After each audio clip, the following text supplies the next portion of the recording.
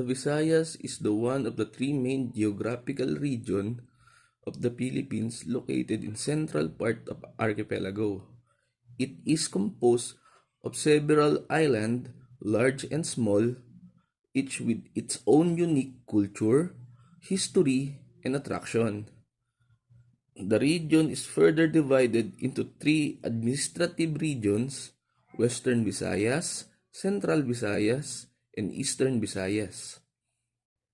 The Visayas, nestled in the heart of the Philippine archipelago, stands as a vibrant tapestry of island, each woven with its own distinct culture, history, and natural beauty, comprising a diverse array of provinces and municipalities. The Visayas region is a dynamic mosaic that has played a pivotal role in shaping the rich tapestry of the Philippine history and identity. Spanning across the central portion of the Philippines, the Visayas is bordered by Luzon to the north and Mindanao to the south. Its geographical diversity ranges from lush tropical forests to pristine beaches, from rugged mountain to fertile plains, offering a cornucopia of landscape that captivate both local and travelers alike. But beyond its physical allure, the Visayas is a region steeped in history, from an ancient seafaring civilization of the pre-colonial era to the colonial influences of Spanish conquest. The Visayas was born witness to centuries of cultural exchange, trade, and migration. It is a land where the myths and legends intertwine with the realities of conquest and resistance, leaving behind a legacy of resilience and perseverance. Culturally, the Visayas is a kaleidoscope of tradition, languages, and rituals, each reflecting the unique heritage of the people. Festivals such as Sinulog of Cebu, the Ati-Atihan of Aklan, and the Dinagyang of Iloilo showcase the region's vibrant spirit and deep-rooted faith, drawing pilgrims and revelers from far and wide. Economically, the Visayas is a dynamic hub of industry and agriculture, from the sugar plantation of Negros to the bustling metropolis of Cebu City.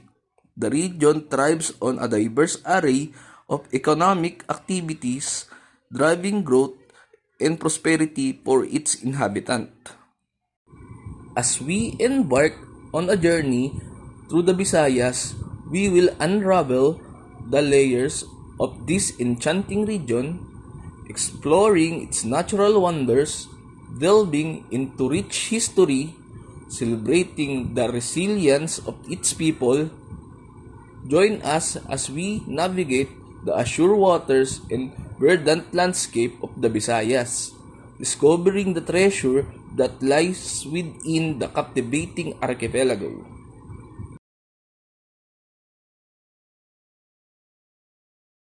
Province of Iloilo.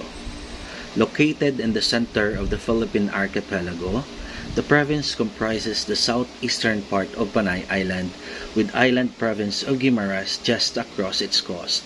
The capital city of the province of Iloilo is the city of Iloilo, which is also one of the major urban centers in the Philippines.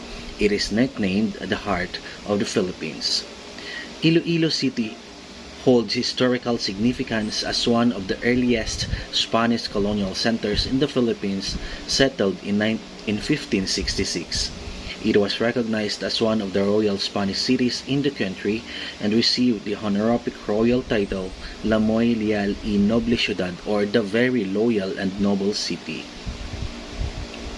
Iloilo takes its name from Irong-Irong, the old name of the city of Iloilo, a tongue of land that sticks out like a nose on the south of Iloilo River.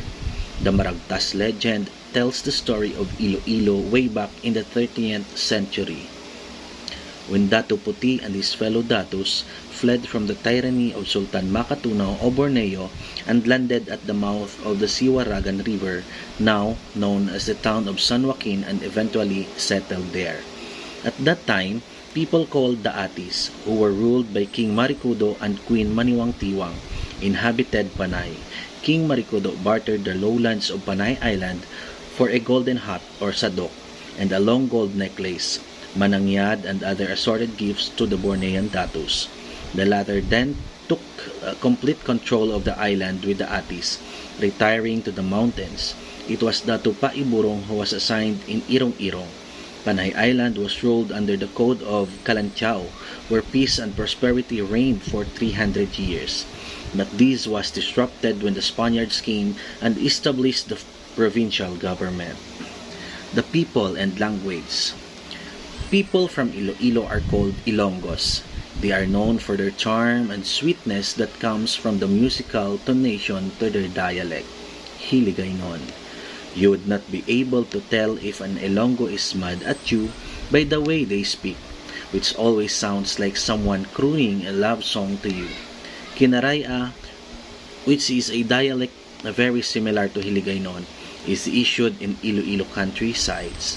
English, Tagalog are also widely spoken and understood, especially in urban areas. Festivities. Dinagyang is one of the most popular festivals in the Philippines. It is honored and recognized for many different aspects, from its innovation and awards to its popular catchphrase, Hala Bira Iloilo, Viva Señor Santo Niño. Hala Bira is a Hiligaynon phrase that means dispense all means, which is a popular catchphrase among Ilonggos to show enthusiastic involvement in the dinagyang. During the celebration, the praise is always heard attributed to the festival theme song, Hala Bira Iloilo, played on every street in the city. The song was composed in the early 2000s by Romel Salvador Chu and award-winning musician and lyricist Dante Birion. It is one of the first and most recognizable festival theme song in the Philippines. Dig into these famous Ilonggo recipes and bring a taste of Iloilo to your dining table.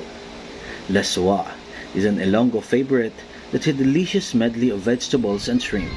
It's the perfect way to change up the way you have your veggies. Kansi. Kansi brings together two of your favorite things, the indulgent beef bone marrow that's reminiscent of bulalo and the vibrant taste of sinigang. We really have to thank the Ilonggos for this one. Trust us when we say that you'll need a lot of rice when you try this kansi recipe at home. Lapas Batchoy. The rich pork broth and the silky noodles coming together make up the perfect comfort food. Lapas Batchoy. This is perfect as a meal or an afternoon snack, and it's also one of the best hangover noodles dishes you'll ever have. Pansit Molo. This comforting soup recipe is one you'll be using for a long time. Pansit Molo or Molo soup is an Ilonggo dumpling soup dish that is usually made up dumplings filled with ground chicken and ground pork. Bangus Inasal. Inasal is for more than just your chicken. Give your bangus the same distinct flavor with this bangus inasal recipe. Chicken binakol. There's always room for chicken in any spread. Everyone will love this chicken binakol recipe, especially with the fresh notes of coconuts. Ibos. We call it ibos, but some parts of the country call it suman. It is made from glutinous rice, cooked using coconut milk or gata. Preparation would vary, but most would soak the pilit in gata and carefully wrapped one by one using coconut leaves. Then, they will be placed inside a big caldero, and the rest of gata will serve as the water to soften the pilit. Ginatan is another way to cook glutinous rice. This is such a colorful meal, but this requires more ingredients. We would have colorful tapioca or sago, banana, sweet potato. We would add palawan if there is available. You can also add coconut strips and extend some effort to form a glutinous rice into balls to make it your palitaw. Basically, We just boil the tapioca in water until it becomes soft. Some would use pre-cooked. Then, add the rest of the ingredients. Grinded glutinous rice, sugar, coconut milk, cubed banana, kamote and palawan, and the palitaw. Continuously mix to attain the good texture. Bitsu bitsu. Bitsu bitsu is another recipe made from glutinous rice flour or giniling na pilit and muscovado sugar. Ilonggo version would make a batter from combining pilit and water. Roll a scoop of it and twist it to shape. Fry it in cooking oil and dip it in caramelized sugar for its coating. Next is bizcocho. Bizcocho is a crunchy bread that melts in your mouth with the butter and sugar in every bite. Every crisp goes best with coffee on your preferred hot drinks. Bayi-bayi. Bayi-bayi is an Iloilo delicacy classic. This is Iloilo's version of ispasol. It is made from glutinous rice, coconut milk, and sugar. It is usually wrapped in banana leaf and famous in Pavia town. Pinasugbo. Pinasugbo is a food made from thinly sliced banana and deeply fried in oil, then dipped into a caramelized sugar topped with sesame seeds. It is locally served with white paper scones, which serves as the handle so we can eat it without getting your fingers messy. Bande. Bandia is a peanut brittle in San Joaquin, Iloilo way. It is made from peanuts and caramelized sugar. It is another perfect snack to satisfy your sweet tooth. Valenciana. Valenciana is finally is the glutinous rice food that is not sweet. It is like a local paella. Some would add pineapple juice and chunks in their way of cooking to make it a little sweet. Valenciana is not complete without liver or atay, chicken or pork cubes. Level up the Valenciana by adding chorizo bilbao and hard-boiled eggs. Some would also add raisins or pasas in Valenciana.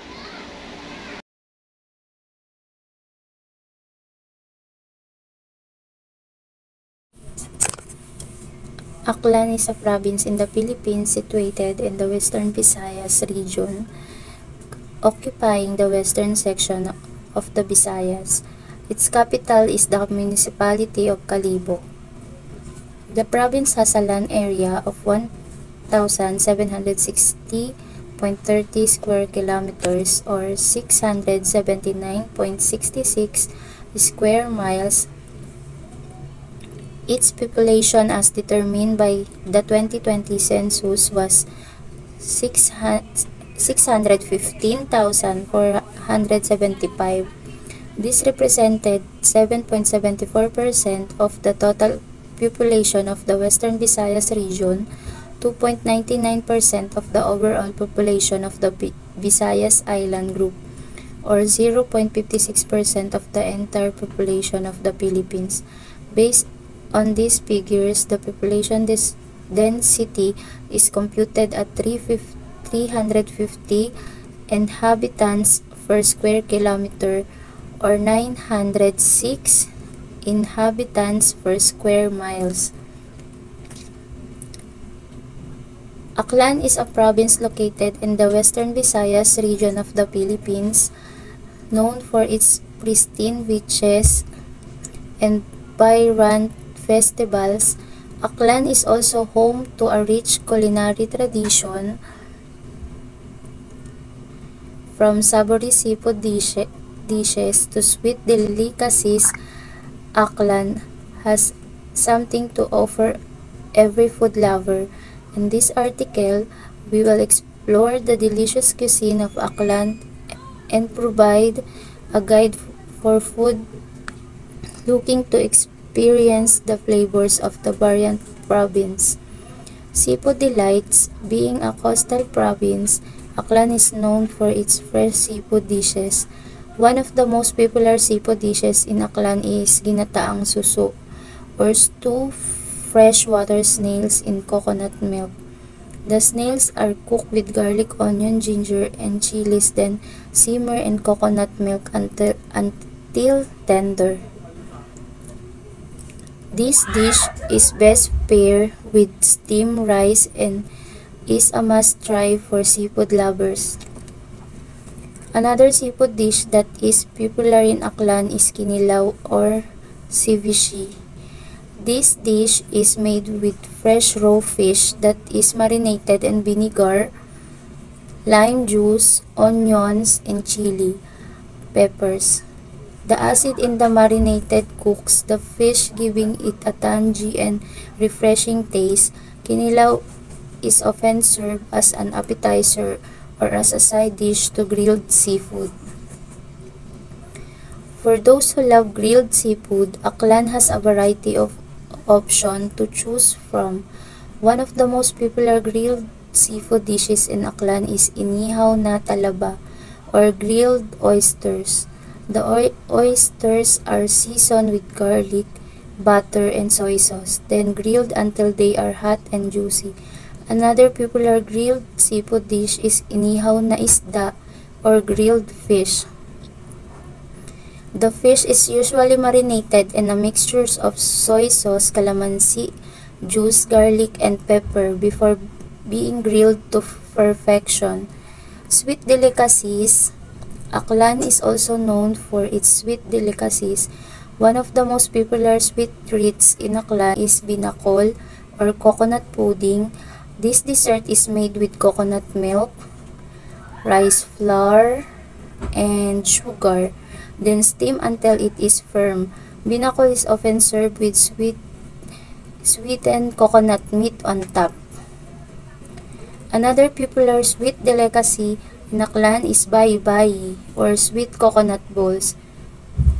This dessert is made with grated coconut, glutinous rice flour, and sugar, then shaped into small balls and steamed until cooked. Bayi-bayi is often served as a snack or dessert, and it's perfect for those who have a sweet tooth. Local food markets. If you want to experience the local food scene in Aklan, then a visit to one of the many food markets is a must. One of the most popular food markets in Aklan is the Kalibo Pastrana Park. This market is open every day and is known for its wide selection of fresh seafood, fruits, and vegetables. You can also find local delicacies such as binakol and bayi-bayi here. Another popular food market in Aklan is the Ati-Atihan Food Market. This market is held during the Ati-Atihan Festival, which is a week-long celebration that takes place every January. The Ati-Atihan Food Market offers a variety of local dishes and delicacies as well as street food and snacks. Aklan local food. For breakfast, you should try the popular chorizo de Kalibo from us at Giselle's, together with steamed rice, fried rice, orange juice or coffee and vinegar sausawan for the chorizo. Your day will start with a smile from this tasty and delicious combination of flavors. The uniqueness of the taste and the 100% pure meat with no preservatives will distinguish the high quality of the chorizo de Kalibo with vitamin C compared to the other chorizos. Finally, no visit to Aklan would be complete without trying the famous inubarang manok. Native chicken cooked with coconut milk, gata, and lemongrass result in a stew-like dish that has a pinkish soup. People just love the gata taste and tenderness of the chicken and the hint of lemongrass. These are just a few of the delicious dishes that you can find in Aklan. Whether you're looking for something savory or sweet, there's something for everyone to enjoy. So if you're a food lover looking for a unique culinary experience, then be sure to explore the delicious cuisine of Aklan. Aklanon is the primary speech variety of the northwestern section of the island of Panay in the central Philippines and has in excess of 350,000 speakers both of the language, and its speakers are named after the Akian River that flows through the center of the province of that name. Which of the following is a popular tourist spot in Aklan? First on the list is the world-famous Boracay Island, known for its powdery white sands, beaches, and vibrant nightlife. Although it can get crowded, Boracay remains the most popular Aklan beach destination, especially for Koreans, because of its stunning sunset, exciting waters, sports, and delicious seafood. And that's all. Thank you po.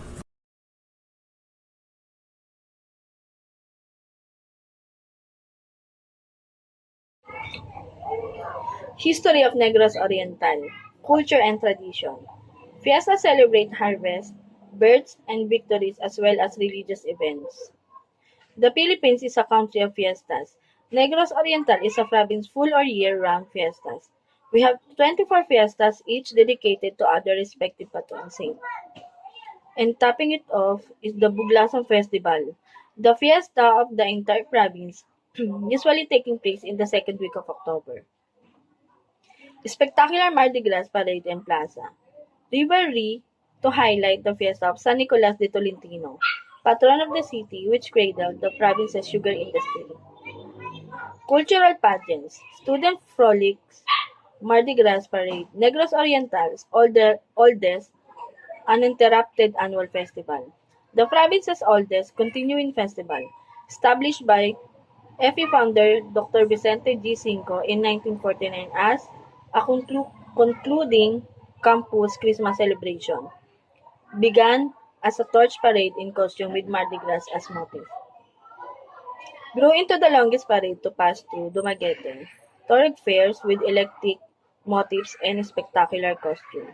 The festival's other components include booth presentation, grand production numbers, in the frolic competition, and a beauty pageant.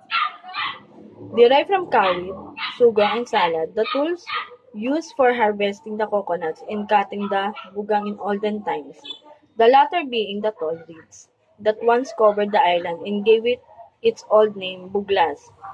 Street dancing and showdown competitions. Libod means to make the rounds, while sayaw is vernacular for dance. Libod sayaw refers to the street dancing around the town center.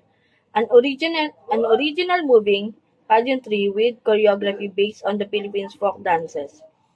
The pristine beauty of the shallow, Mantali Frith is now the subject of the Libod Sayaw, a Mardi Gras celebration during the feast of the town patron, Saint Vincent Ferrer. Street dancing and showdown in honor of the patron. Saint Joseph the Worker presentation is highly influenced by the Mascara Festival of Bacolod, where a common recorded music, usually a samba, is used by all contingents past Pasayaw festivals.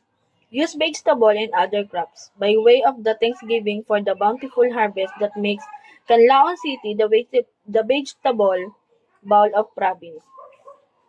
Grand finals of province-wide sayawit competitions showcasing indigenous dances and music folklore and local Christmas customs produced annually by the Negros Oriental Culture and Art Council.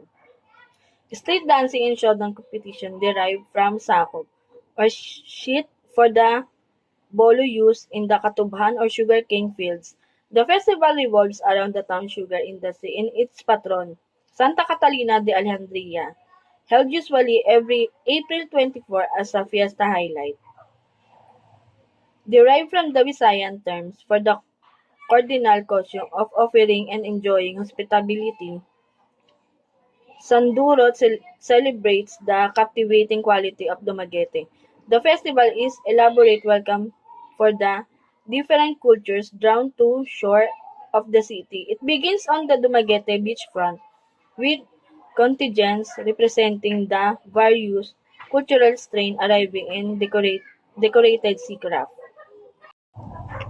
A beachfront ceremony welcomes decorated seacraft from which disembark costume. Contingents representing this migration, street dancings follow. Concluding with a showdown with the contingents in their respective regional or national costume, choreographed accordingly now a symbolic gesture inviting the world of the city of gentle people perform close to Fiesta Day November 25. A movable event featuring mainly local beauties escorted by film star. Street dancing and showdown presentation play on the a tribute of Our Lady, such Reina de las Flores. Though other traditions, Santa Cruzan character are not employed. Began as a post-harvest celebration by workers in a hacienda, recognizing the scarecrow as tradition sentinels of the town's rice field and therefore guardians of the town's future. Future giants, papier-mâché, scarecrows, tao-tao in the vernacular and street dancer costume, as denizens of the rice field, i.e. carabaos and maya birds. Recent showdowns included a brief dramatization of the legend surrounding the town's place name, where a fierce native slay and priest at the height of the mass during the elevation of Bayao moved from its original February date when Bayawan City Charter was signed on December 23, 2000. Yagyag is the vernacular of spawning to lay eggs or spread, propagate, and grow. The process refers in particular to the crabs and other marine creatures, which gather during the month of October to December in Sapa, one of the spring found in Barangay Kangmating of Sibulan. The creature lay and float their eggs during high tide to mature in the swamp in the coming month. People from the neighboring barrios, from Aganan to Maningkaw, would come in groups of nature's marine bounty, which are harvested for food and materials for crops. This is also an occasion for trading and barter celebrations. The festival is showcase of local arts and culture, fashion, and unity. It features Madrigras type, street dancing, and related events held last Sunday of April.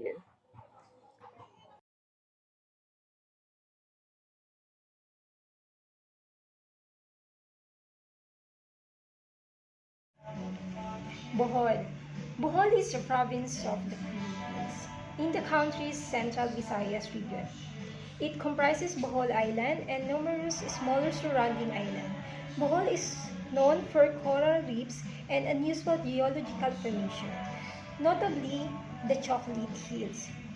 On the main island, near the town of Carmen, these 1,200 or so symmetrical mounds turn cocoa brown in the dry season, contrasting with the surrounding jungles greenery.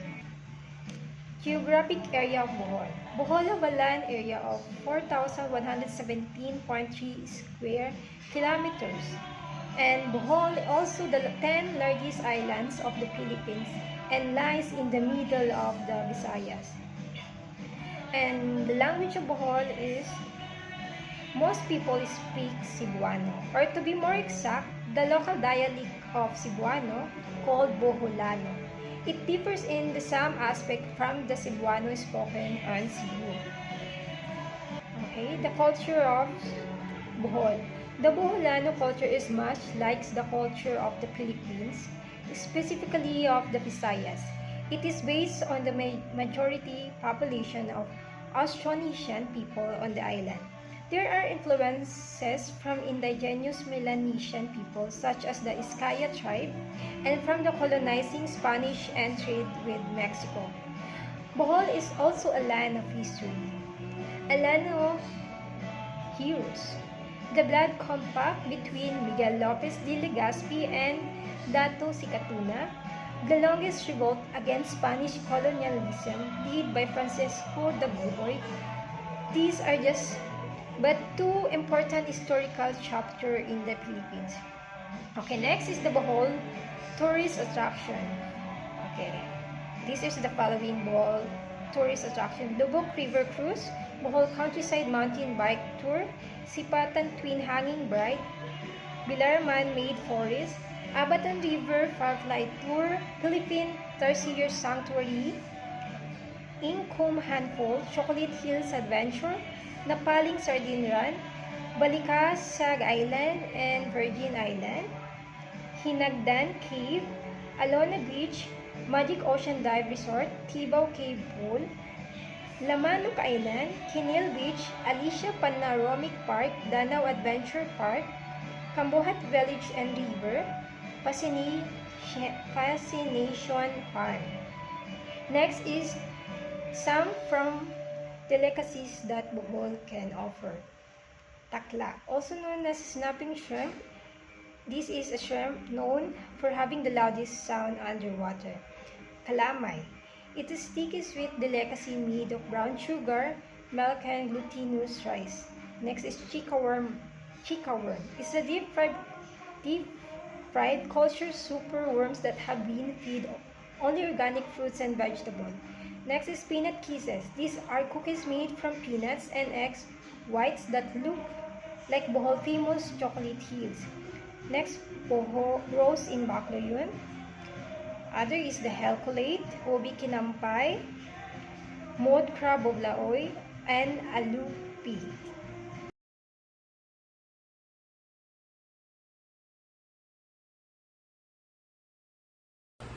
Hi, my name is Kimberly Metro, presentation of Province of Leyte. Province of Leyte is a province in the Philippines located in the eastern Visayas region, occupying in the northern three-quarters of Leyte Island, with the remaining portion being the province of southern Leyte. Its capital is the city of the Tacloban. Administered independently from the province, Leyte is the thus north of southern Leyte, south of Biliran, and the west of Samar Island, to the west across the Camotes Sea in the province of Cebu. Top delicacy you should taste when in Leyte, Roscas.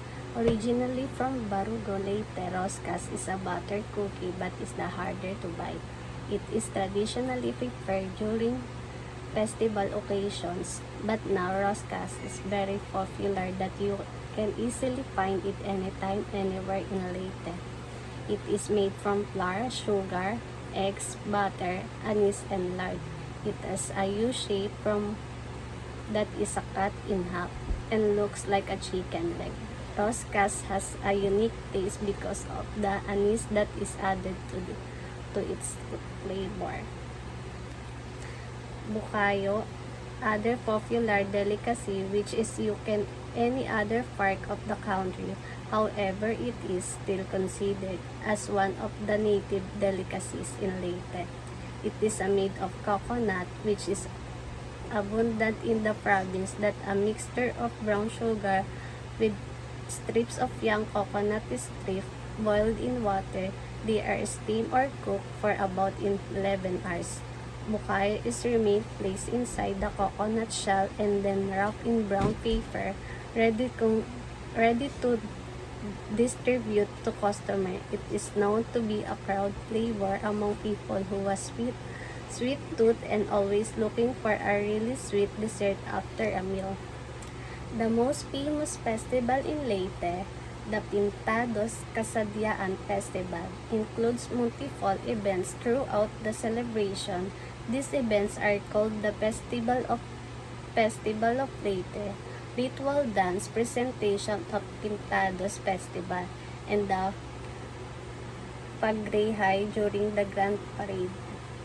Things to do in Leyte. Digyo Beach. Digyo Beach is a small but stunning island that is part of the Cuatro Islas tour in Leyte. Despite its size, it boasts powdery white sand and the crystal clear blue waters that are the perfect for swimming and snorkeling. You can also camp overnight and enjoy the sandbars and peacefully escape the crowd. St. Peter and Paul Cathedral. St. Peter and Paul Cathedral is not just a religious site but also one of the historical sites in Leyte, Philippines. Its reconstruction after the war is the testament to the people's resilience and faith. Today is remain a must-visit destination for those who want to witness and gratitude and significance. Yolanda Memorial Monument. The Yolanda Memorial Monument is the powerful symbol of strength and the remembrance in Tacloban City, honoring in the victims of Super Typhoon Yolanda in the abstract metal structure near the Tacloban City.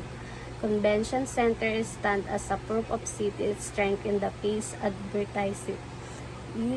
its unique design has made it an important and popular tourist destination in Leyte. As we draw the curtains our exploration the Visayas region, we find ourselves immersed in the rich tapestry of its landscapes, cultures, and histories.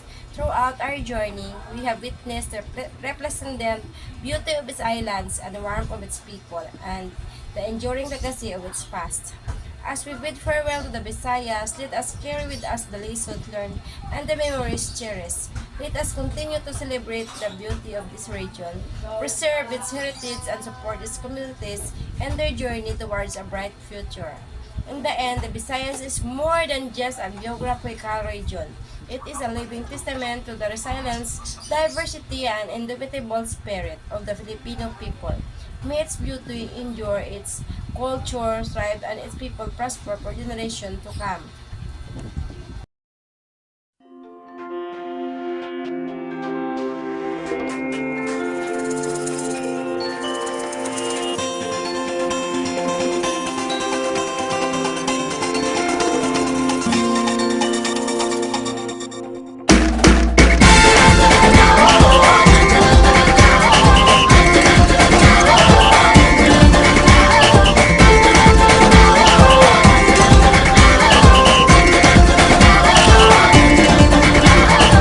Minsa'y natuwa ang may likha, 7,000 pulo ang ginawa. Mga hiyas na inilatag sa malasot lang dagat. At ang bayan niyang pinili, nasa dulo ng bahaghari. Kaya 1,000 kulay nang aakit kumakaway. Piliin mo rin ang Pilipinas, kapulo ang kwintas ng perlas. Piliin mo, yakapin mo, kayamanan niyang likas. Piliin mo ang Pilipinas.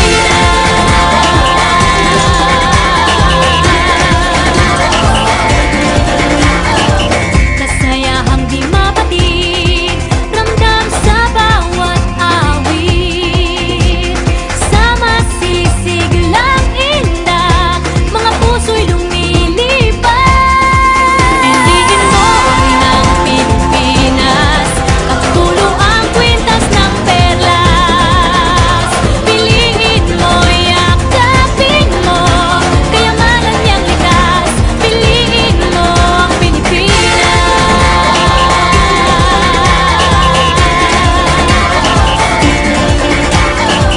At ang ngiti ng may kapal, taglay ng bawat nilalang. May lambing na dumuduyan sa buong pakiramdam. Piliin mo rin ang Pilipinas, kapulo ang kwintas ng perlas. Piliin mo, yakapin mo, kayamanan niyang likas. Piliin mo ang Pilipinas. Dito ay itinadhana, araw, buwan at mga tala. Ganap na magniningning, kailan may di magdidilim. Yeah, if you know what I'm talking about. Suitcase in the house with the party's out. First choice, first love, if you ask the crowd. Come on, shout it out. Everybody's gonna dance to this. I see the whole world party in the Philippines. Now with Angelique, Quinto Bueno on the TV screen. This is like a samba, coming into Manila with the hitting and drums. Yeah, she shake it up and dance it like no more drama. And check, we're gonna choose Philippines, no one other. The world keeps talking, but we ain't walking. We keep on dancing, that's how we rock it. 7,107 islands of beauty, pieces of heaven. Piliin mo rin ang Pilipinas. Piliin